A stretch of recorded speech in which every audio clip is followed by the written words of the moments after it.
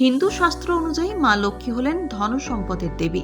শুধুমাত্র কোজাগরী পূর্ণিমার বিশেষ তিথি নয়, বছরের প্রত্যেকটি দিন হিন্দু ধর্মীয় মানুষদের ঘরে ঘরে লক্ষ্মী দেবীর আরাধনা করা হয়ে থাকে।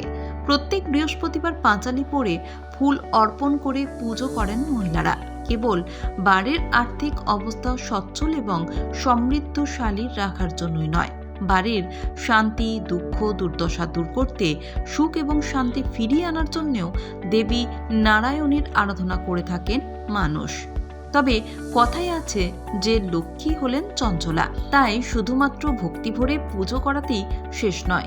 বাড়িতে মা লক্ষ্মীর কৃপা এবং অধিষ্ঠান ধরে রাখার জন্য তিনটি জিনিস অবশ্যই অতি যত্নে ঘরের মধ্যে রেখে দিতে হয়।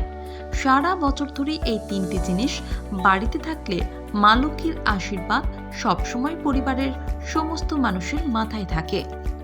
দেবী ভগবতীকে তুষ্ট রেখে তার আশীর্বাদ পাওয়ার জন্য একটি প্রধানতম বস্তু বাড়িতে রাখা উচিত, যা পাওয়া একটু কষ্টসাধ্য হলেও তা ফলপ্রদায়ী হয় খুব অল্প দিনের মধ্যেই।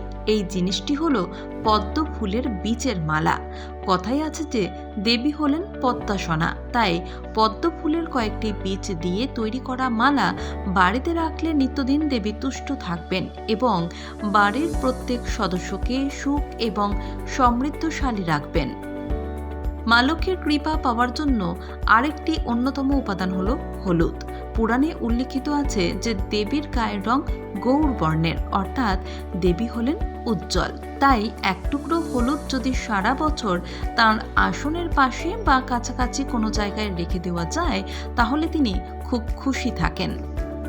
পদ্মদেবীর আরেকটি পছন্দের বস্তু হলো কড়ি।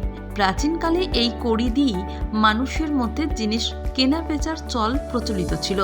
যেহেতু তিনি সম্পদের দেবী, তাই তার কাছে কয়েকটি কড়ি রেখে দিলে সারা বছর ভক্তদের সংসার অর্থে পরিপূর্ণ থাকে, কোনোদিনও সংসারে দারিদ্রতার ছায়া পড়ে না। হিন্দু শাস্ত্র অনুযায়ী মা লক্ষ্মী হলেন ধন সম্পদের দেবী।